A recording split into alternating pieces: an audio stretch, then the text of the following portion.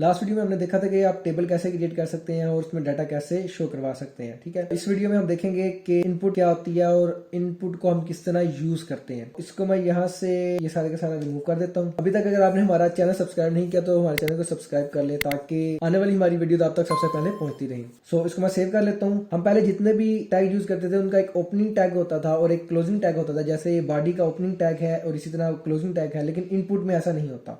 Input में सिर्फ एक ही टैग होता है, वो इटसेल्फ ओपनिंग और क्लोजिंग होता है, यानी कि उसका कोई क्लोजिंग टैग नहीं होता। तो उसके लिए सिंपली आपने एक लेस देन ग्रेटर देन का साइन डालना है और उसके अंदर आपने लिख लेना इनपुट। तो ये एक कंप्लीट टैग बन गया, इसका क्लोजिंग टैग नहीं होता। अब आपने क्या करना है, स्पेस डालनी है और उसके आगे आपने लिखना है टाइप। ये टाइप डिफाइन करेगी कि किस टाइप की ये इनपुट है। अभी हम डिफरेंट टाइप के इनपुट फील्ड भी देखेंगे। तो टाइप के बाद आपने इज इक्वल टू का साइन डालना है और दो कोटेशन मारनी है, एक ओपनिंग और क्लोजिंग, और इसमें आपने लिख देना है टेक्स्ट, यानी कि आपको टेक्स्ट फाइल चाहिए, एक इनपुट फील्ड चाहिए जिसके अंदर आप टेक्स्ट एंटर कर सकें। तो जैसे ये आप कंट्रोल एस करेंगे और अपने ब्राउजर पे जाएंगे, ये बाय द वे पुरानी वीडियो का जिसके अंदर हमने टेबल क्रिएट किया था। अगर आपने ये वीडियो देखनी हो तो आप सिंपली हमारे यूजी स्टैक के यूट्यूब चैनल पे जाएं, वहां पर मैंने एक प्लेलिस्ट क्रिएट की हुई है HTML ट्यूटोरियल फॉर बिगिनर्स।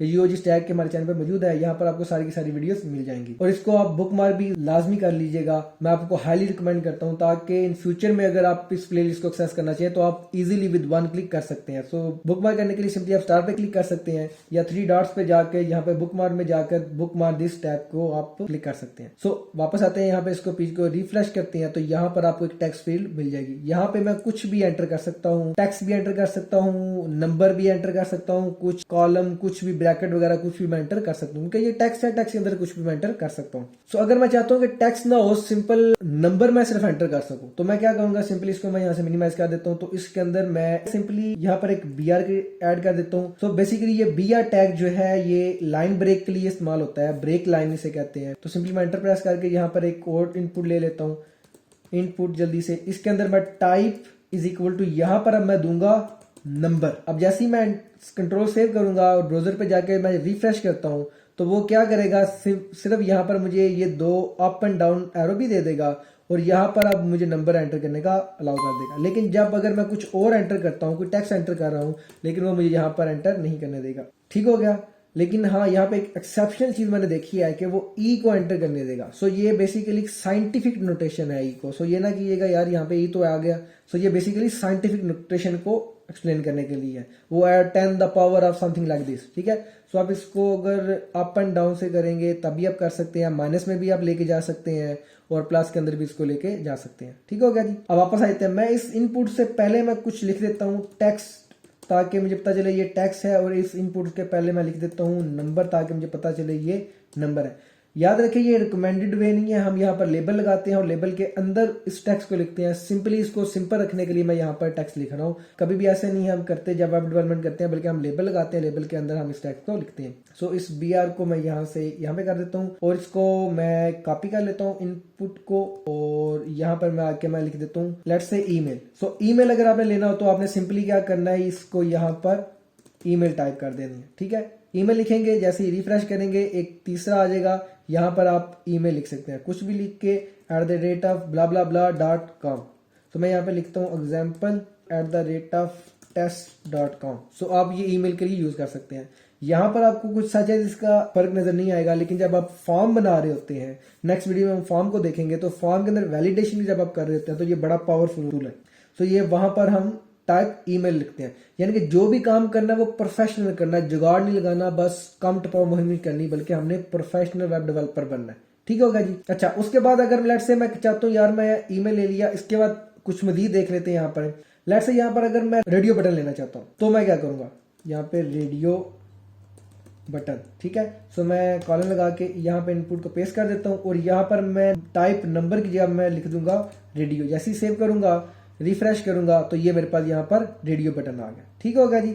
अब इसी तरह अगर मैं लेट्स से चेक बॉक्स लेना चाहता हूँ, सो इसको चेक बॉक्स, तो सिंपली मैं यहाँ पर इनपुट टाइप को कर दूंगा चेक बॉक्स, कंट्रोल सेव करूंगा, रिफ्रेश करूंगा, तो ये मेरे पास चेक बॉक्स आ गया। ठीक है, इसको मैं चेक कर सकता हूँ, अनचेक कर सकता हूँ, दोबारा चेक कर सकता हूँ। ठीक है, कुछ रेंज अगर करनी है, सो रेंज के लिए मेरे पास एक आ जाता है इनपुट टाइप आ जाएगी लेट्स से रेंज, और जैसे मैं कंट्रोल सेव करूंगा तो मेरे पास एक सीकिंग बार आ जाएगा, ये रेंज बार है कम ज्यादा करने की, जैसे आप अपने मोबाइल के अंदर ब्राइटनेस को कम या ज्यादा करते हैं, तो ये वेबसाइट्स के अंदर यूज होता है। लेट्स से प्राइस को कम या ज्यादा करने के लिए मिनिमम प्राइस और मैक्सिमम प्राइस, या लेट्स डिफरेंट पर्पसेस के लिए आप इसको इस्तेमाल कर सकते हैं। तो उसके बाद और हमारे पास आ जाती है, लेट्स से आप कलर पिकर करना चाहते हैं, तो कलर के लिए हमारे पास आ जाता है इनपुट टाइप के अंदर आप लिख देंगे अगर कलर, कंट्रोल सेव करेंगे, रिफ्रेश करेंगे तो मेरे पास कलर पिकर आ जाएगा। तो जैसे कि मैं क्लिक करता हूं, मैं घुमा के कोई भी कलर सेलेक्ट कर सकता हूं, ये कलर आपको यहाँ पे अपडेट होता नजर आएगा। यहाँ से मैं इसको कम या ज्यादा कर सकता हूँ। इवन के मैं ये RGB के अलावा मैं यहाँ से HSL कर सकता हूँ, यहाँ से मैं हेक्सा कर सकता हूँ, एंड सो ऑन। ठीक है जी, जैसे एंटर प्रेस करेंगे तो ये कलर पिक हो जाएगा। उसके बाद बेशुमार आपके पास आ जाते हैं।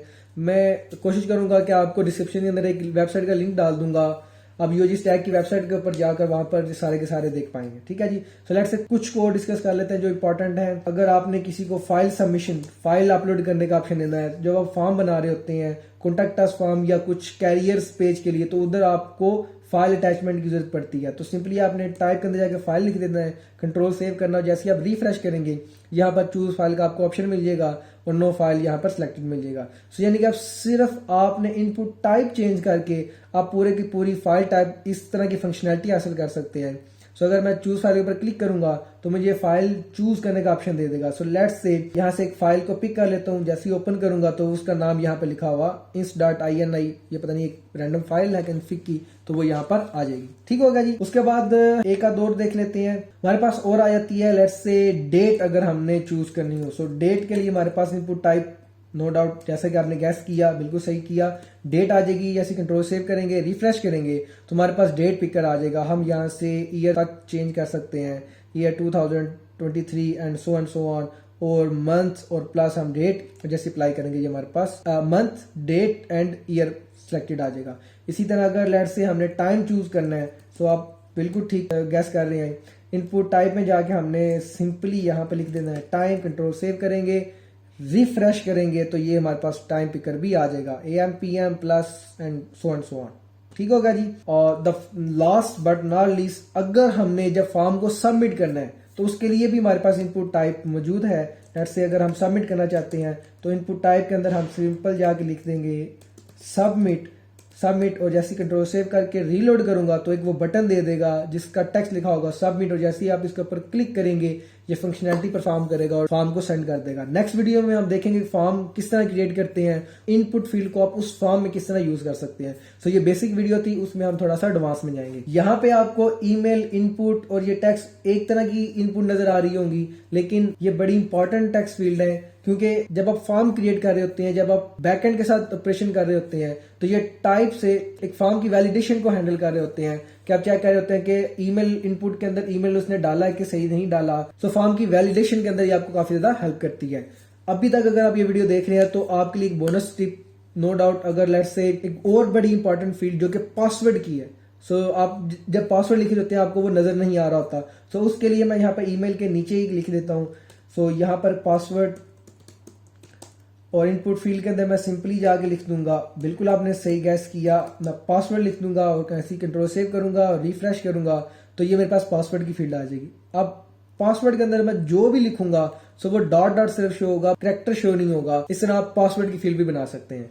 सो अभी तक अगर आपने हमारे यूजी स्टैक के चैनल को सब्सक्राइब नहीं किया तो सब्सक्राइब कर लें और साथ वाले बेल आइकन को भी जरूर दबा लें, और इस प्लेलिस्ट को मैं हाईली रिकमेंड करूंगा कि आप एक्सेस भी करें और इसको बुकमार्क भी करें, ताकि जब कभी भी आप इस प्लेलिस्ट को देखना चाहें तो विद वन क्लिक आप इस प्लेलिस्ट को एक्सेस कर सकें।